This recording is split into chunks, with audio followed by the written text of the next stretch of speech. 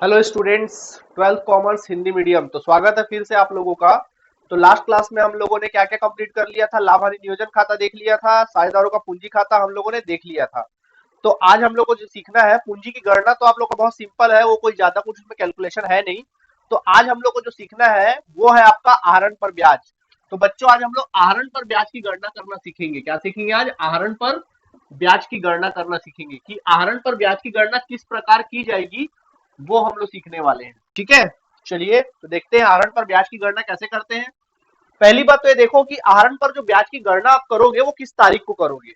तो जब भी आपका जो जो वित्तीय वर्ष होता है, आपका जो भी जो जिस जिस जिस वर्ष का खाता बना रहे हैं, मेरे ख्याल से साझेदारी में क्या होता है, आपका साल का आखिरी दिन जो है 31 दिसंबर है।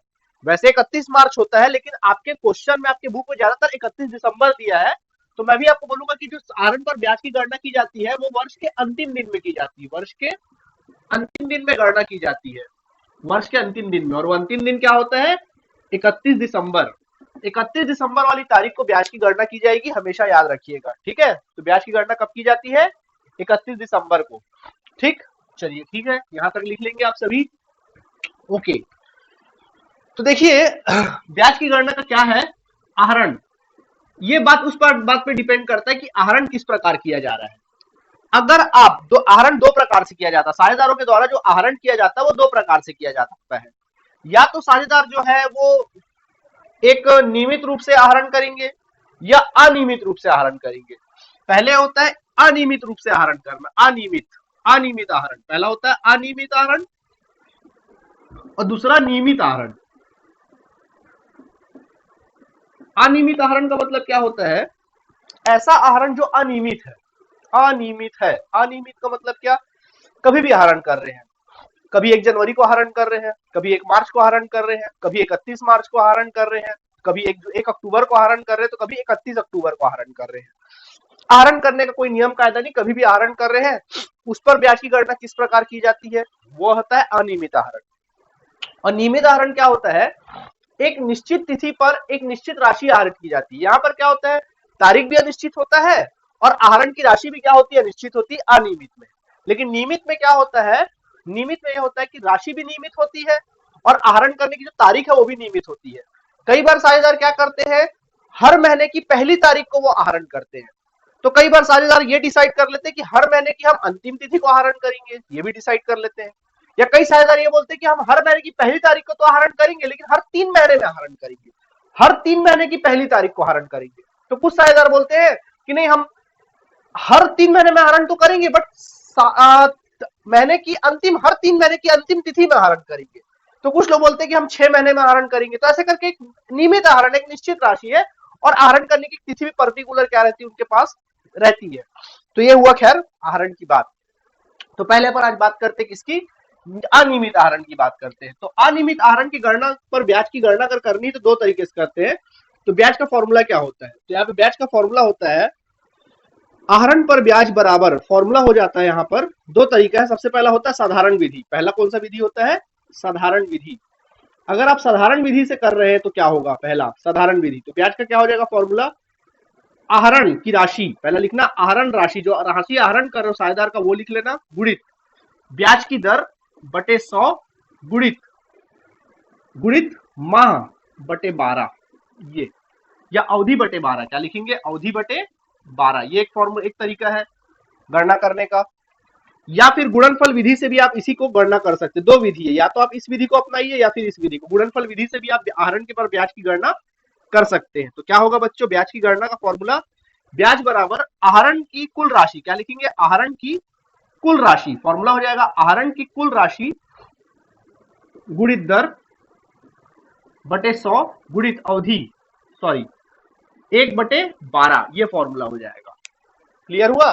ये हुआ आहरण की राशि की फॉर्मूला। अगर आप साधारण तरीके, तो कभी भी याद रखना अनियमित वाला आहरण है ना, आहरण का कोई पर्टिकुलर मतलब तिथि भी अनियमित है और राशि भी अलग अलग राशि आहरण कर रहा, समझ जाना अनियमित आहरण है। तो वहां पर इस विधि से निकाल सकते हो या फिर इस विधि से निकाल सकते हो।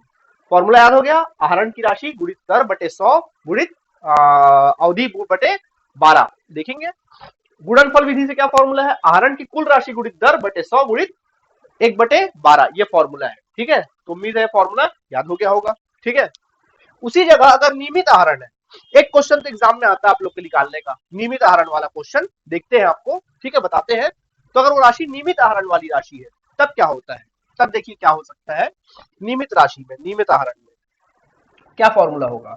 तो नियमित आहरण के ब्याज का फॉर्मूला होता है, एक ही फॉर्मूला है, ब्याज बराबर, फॉर्मूला होता है ब्याज बराबर कुल आहरण की राशि, कुल जो आहरण साल भर जो आपने आहरण राशि किया ना, कुल आहरण जो साल भर आपने कुल मिला के आहरण किया वो ले लो, गुणित दर बटे 100 गुणित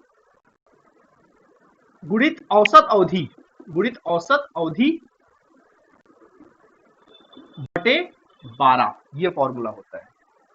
ठीक है, बोलोगे सर ये औसत अवधि कैसे निकालते हैं, तो चलो औसत अवधि का फॉर्मूला बता देते हैं। औसत अवधि का बच्चों फॉर्मूला होता है औसत अवधि बराबर, औसत अवधि बराबर प्रथम आहरण के बाद, प्रथम आहरण के बाद का माह की संख्या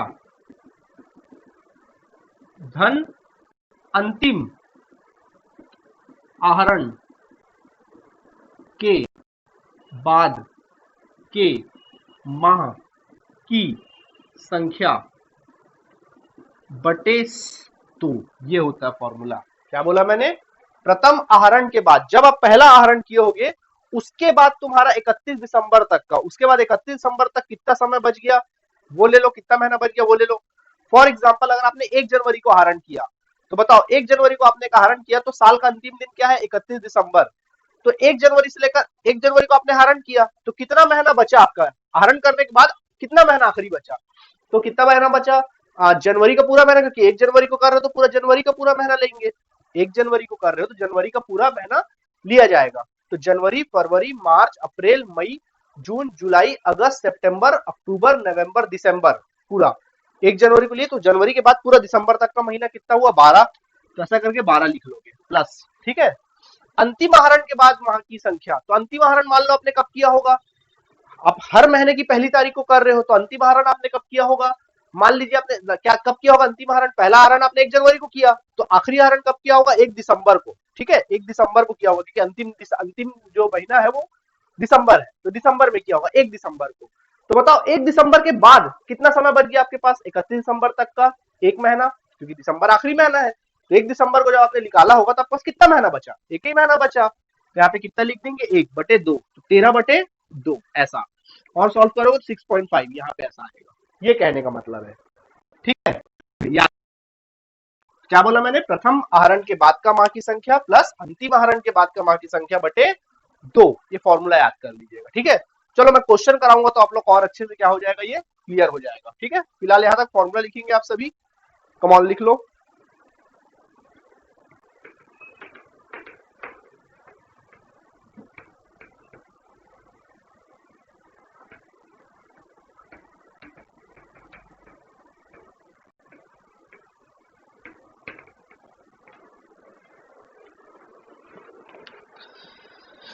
चलिए क्वेश्चन बताते हैं आपको हम, सबसे पहले देखिए क्या लिखा है इस क्वेश्चन में, क्वेश्चन नंबर आपके बुक का एग्जांपल नंबर 20 है, ये देख लीजिएगा आप सभी।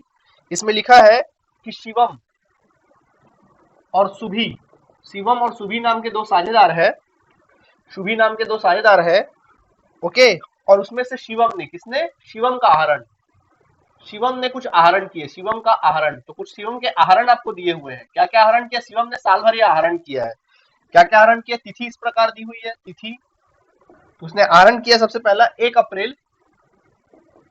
अप्रैल 2010 को आहरण किया है, कुछ रकम उसका राशि जो है कुछ 8,000 आहरण किया।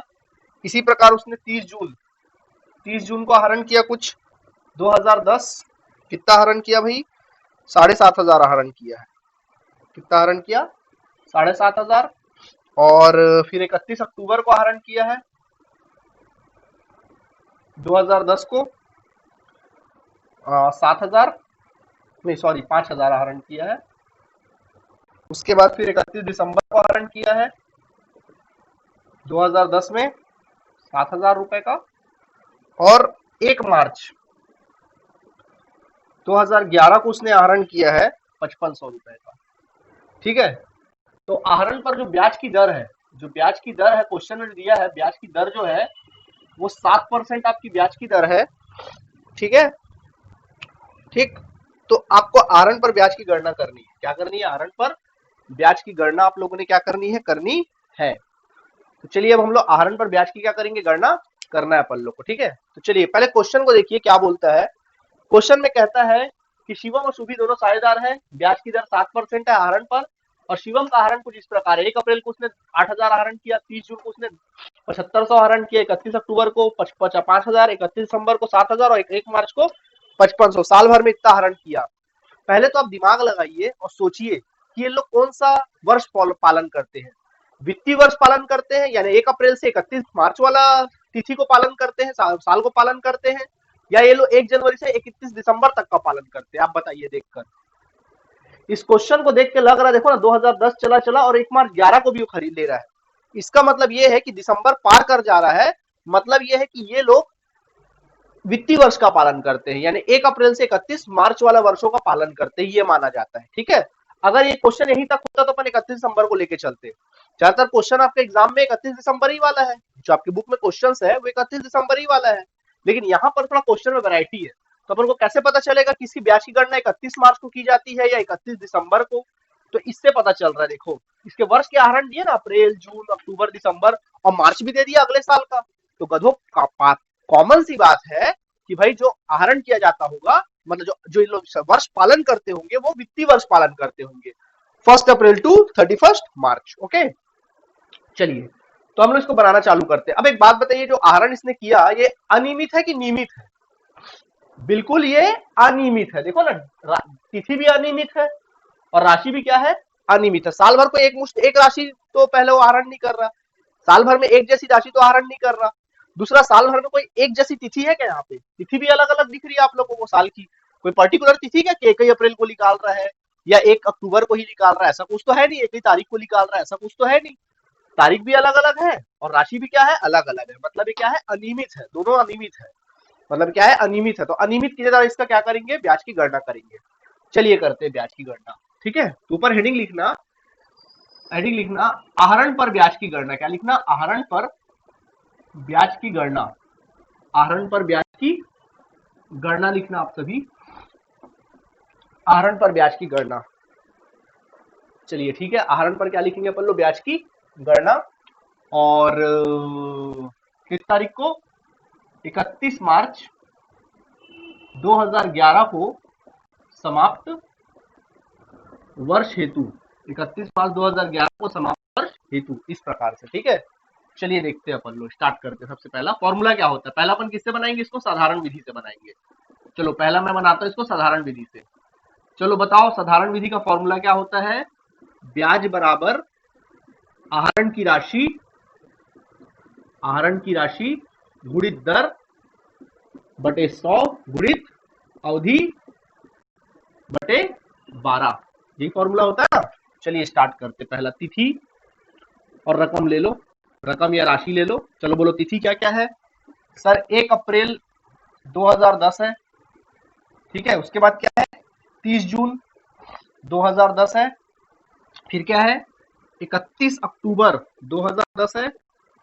फिर 31 दिसंबर 2010 है और अंत में 31 मार्च है। क्या 1 मार्च है? 1 मार्च 2010 है, इस तरह से। ठीक है, इस तरह से। रकम क्या है भाई?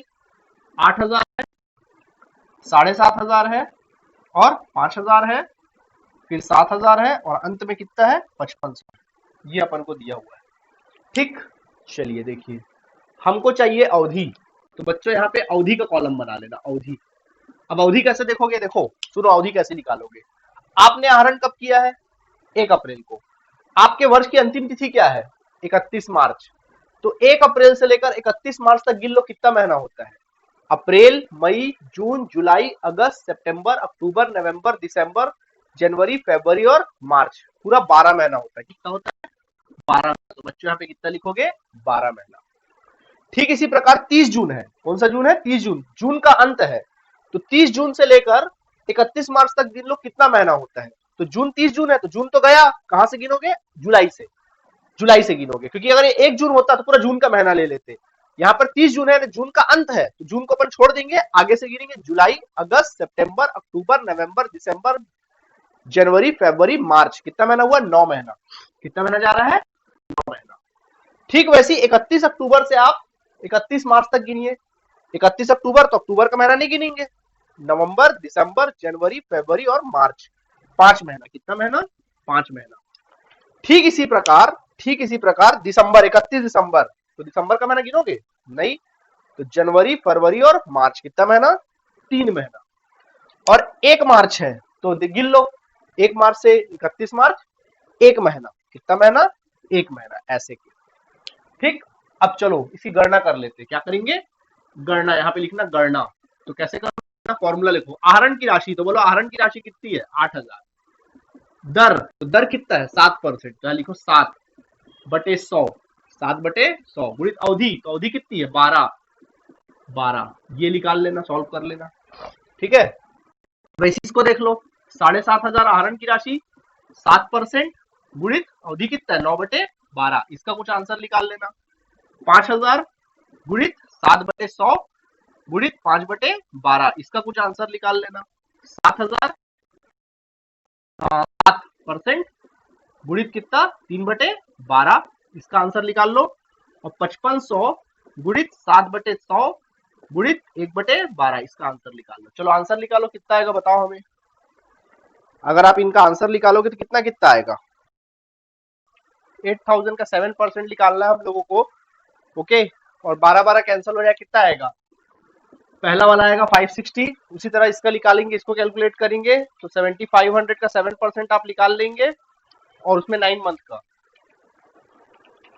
तो इसमें कितना आ जाएगा? 393.75, 393.75 आ जाना है। ठीक इसी प्रकार आगे देखते हैं। 5000 का 7% आप निकाल लीजिएगा, तो क्या आएगा? 350 का फिर 12 महीने का, तो कुछ आ जाएगा 145.8, 145.8 ले लेंगे। फिर नेक्स्ट आप कैलकुलेट कर सकते हैं, 7000 इंटू 7% निकाल लो, 3 महीने का निकाल लेंगे आप सभी, इसको कैलकुलेट करेंगे तो आपका आंसर आएगा कुछ 122.5। तो 122.5 आ जाना है।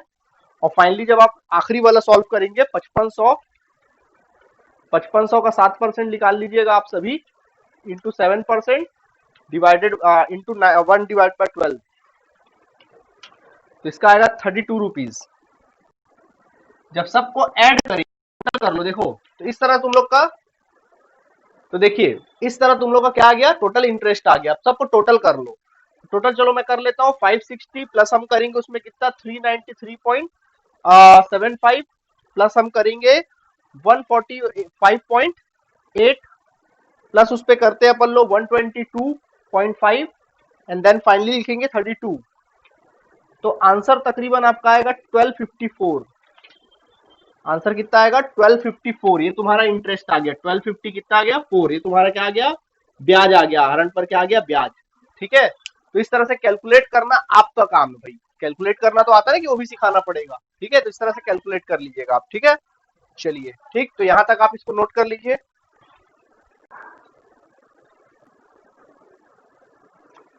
ओके स्टूडेंट, तो उम्मीद है आप लोगों ने लिख लिया होगा। चलिए इसी क्वेश्चन को अब मैं आपको गुणनफल विधि से बनाकर दिखाता हूँ। अनियमित आहरण है तो गुणनफल विधि से इसी को अपन लोग सॉल्व करते हैं। ओके। चलिए तो अपन लोग गुणनफल विधि से सॉल्व करते हैं इसी क्वेश्चन को। तो यहाँ पे हेडिंग लिख लेते हैं, वही क्वेश्चन रहेगा, गुणनफल विधि लिखेंगे। ठीक है। गणना वाले कॉलम को हटा दो, तो गुणनफल विधि में कैसे निकाला जाता है वो देखते हैं। यहाँ पे लिखेंगे गुणनफल विधि द्वारा ब्याज की गणना करेंगे अपन लोग। तो क्या फॉर्मूला होता है? ब्याज बराबर आहरण की राशि, कुल आहरण की राशि। इस बार क्या रहेगा? कुल आहरण की कुल राशि, आहरण की कुल राशि। ठीक है। इस बार कुल राशि, आहरण की कुल राशि लिख लेना, गुणित ब्याज की दर बटे 100 गुणित 1/12, ये होता है। ठीक है। तो इसमें क्या होता है देखिए, गुणनफल। तो सबसे पहले आपको यहाँ लिखना पड़ेगा गुणनफल। कॉलम सब ऐसी लिखोगे, सेम ऐसी बना लोगे, ऐसी इसी तरह से तिथि लिख लोगे, राशि लिख लोगे, और उसकी अवधि निकालोगे। कहां से कहां तक? आहरण की तिथि से लेकर 31 मार्च तक, ये कर लोगे। ठीक है। अब गुणनफल करोगे, इन दोनों का गुणनफल करोगे। चलो 8000 इंटू 12 करोगे, कितना आएगा? 12 अट्ठे 96। 96,000 आएगा। इसी तरह 7500 इंटू कितना करेंगे 9 करेंगे। चलिए करके देख लीजिए 7500 इंटू कितना करेंगे 9 तो कितना आ जाएगा 67,000 कितना आ जाना है 500। ठीक इसी प्रकार 5000 इंटू 5 करेंगे कितना आ जाएगा 25,000 आ जाएगा। फिर इसका मल्टीप्लाई करो गुणा करो 7 या 21,000 और फिर इसका गुणा करो कितना आएगा 5500। ठीक है अब आप क्या करिए इन सब का टोटल निकाल लो योग निकाल लो इनका क्या निकाल लो योग। चलिए योग निकालिए कितना आ रहा बताइए हमें योग निकालिएगा।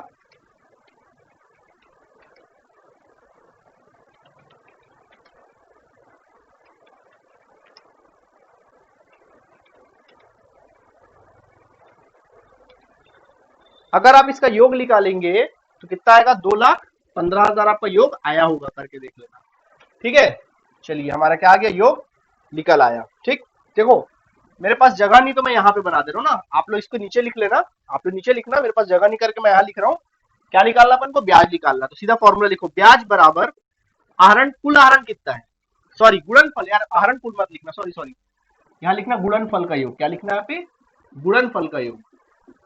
गुणनफल का योग सुधार लेना उसमें भी सुधार लेना ना अभी जो लिखे थे फॉर्मूला उसमें भी सुधार लेना। गुणनफल का योग तो बच्चों गुणनफल का योग कितना आया 2,15,000 गुणित दर कितना आया 7/100 गुणित दर बटे कितना आया 7/100 गुणित 1/12 वो फॉर्मूले पुट करोगे तो सॉल्व जब करोगे तुम्हारा कुछ 1254 रुपए आएगा। वही आएगा आंसर जो पहले हमारा क्या हुआ था आंसर निकला था 1254 रुपए लगभग आपका आंसर आ जाएगा। तो ये थी हमारी कौन सी विधि साधारण विधि और गुणनफल विधि कौन से आहरण के लिए अनियमित आहरण के लिए। ठीक है तो उम्मीद है यहाँ तक समझ में आ गया होगा। इसको आप लिख लीजिए फिर आगे अपन देखते हैं। ओके लिख लीजिए पहले इसको।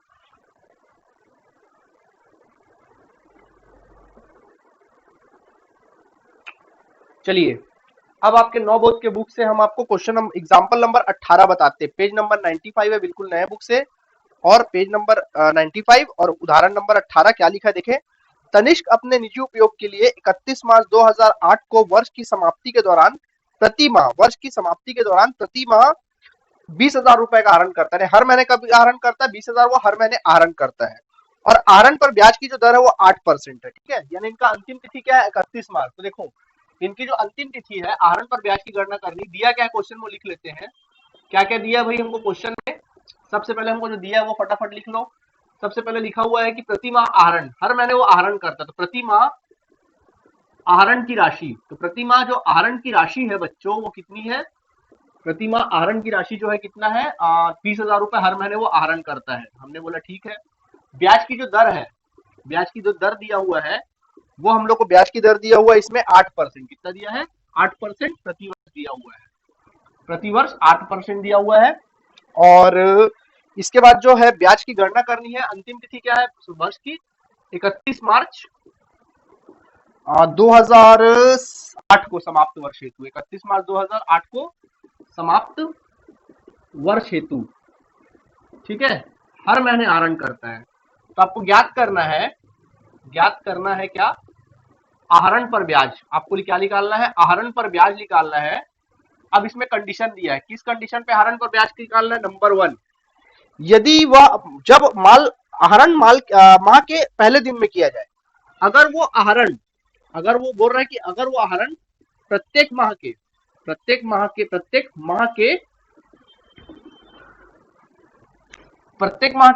पहले दिन करे तो क्या होगा या फिर अगर वो आहरण प्रत्येक माह के कब करे अंतिम दिन में करे कब करे अंतिम दिन में करे तो क्या होगा।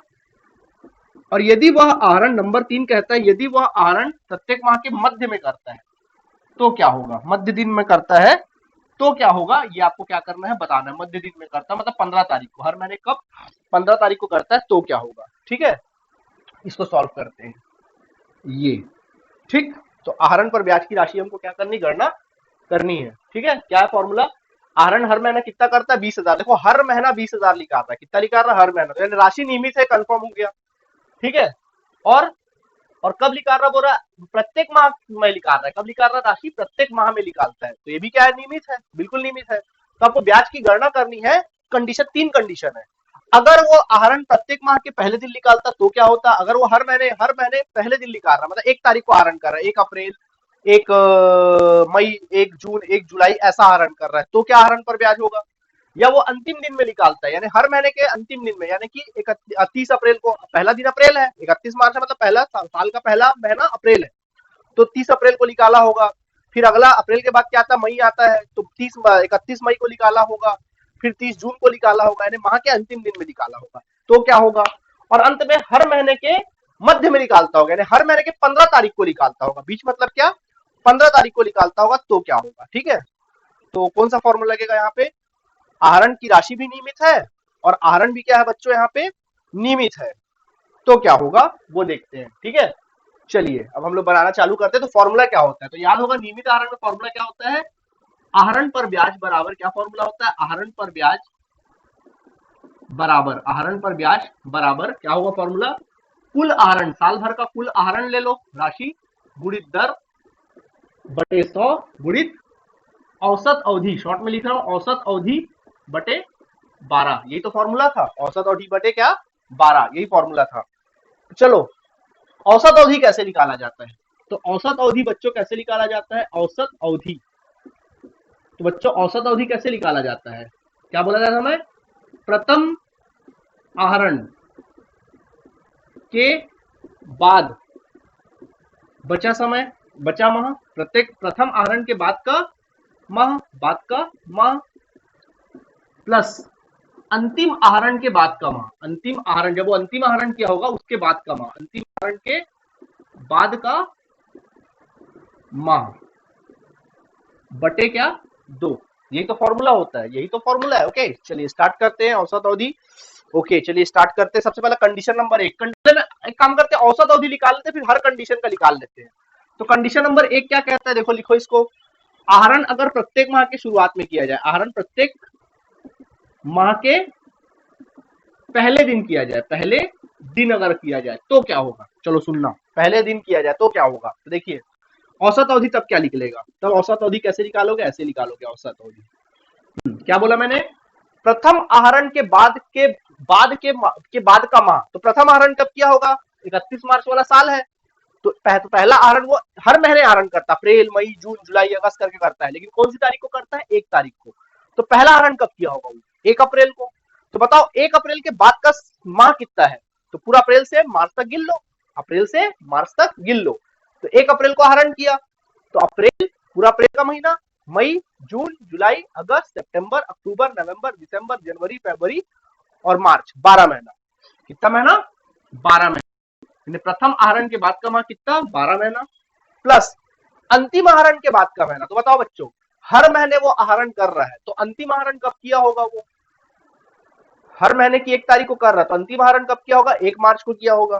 तो 1 मार्च को किया होगा, उसके बाद का बचा समय कितना, 1 महीना, चाहे कितना आ जाएगा 1 महीना बटे 2, तो सॉल्व करोगे 13 बटे कितना आ जाएगा 2, तो बच्चों औसत अवधि आ जाएगी 13 बटे 2।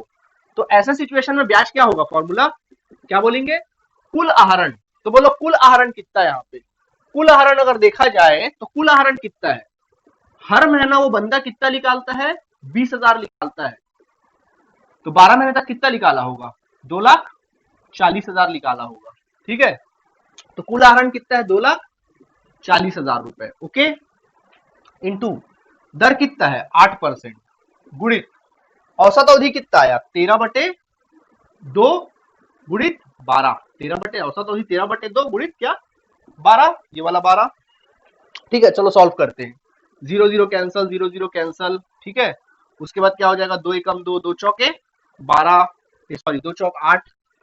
ठीक है, फिर उसके बाद 4 एकम 4, 4 तिया 12 हो गया, 4 तिया 12, 3 एकम 3, 3 अट्ठे 24, ये हो गया 24, 800 मल्टीप्लाई कर दो, मल्टीप्लाई करेंगे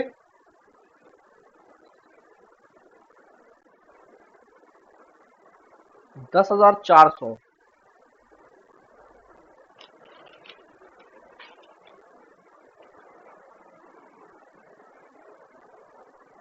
सॉल्व करेंगे कितना आएगा 10,400, इस तरह से आया, बात समझ में कि नहीं आया। ठीक है, तो इसी प्रकार अगर मैं आपको औसत अवधि निकाल के दिखा दूं तो बाकी सब निकाल पाओगे आप। चलो ऐसे ही मैं निकालता हूं औसत अवधि, यहां तक आप लोग लिख लेंगे, यहां तक लिखिए आप, फिर आगे बढ़ते हैं, यहां तक पूरा लिख लेंगे, जल्दी से लिख लीजिए। अब अपन बात करते हैं, अगर प्रत्येक माह के कब निकालता ये, अंतिम दिन में निकालता, तब क्या होता? अगर अंतिम दिन में निकाले तब क्या होगा? ठीक है, औसत अवधि अंतिम दिन में निकाले तब क्या होगा? तो देखिए औसत अवधि निकालो, तो बोलो हर महीने के अंतिम दिन में निकाल रहा है, ठीक है, अंतिम दिन में, तो पहला आहरण कब किया होगा? 30 अप्रैल को।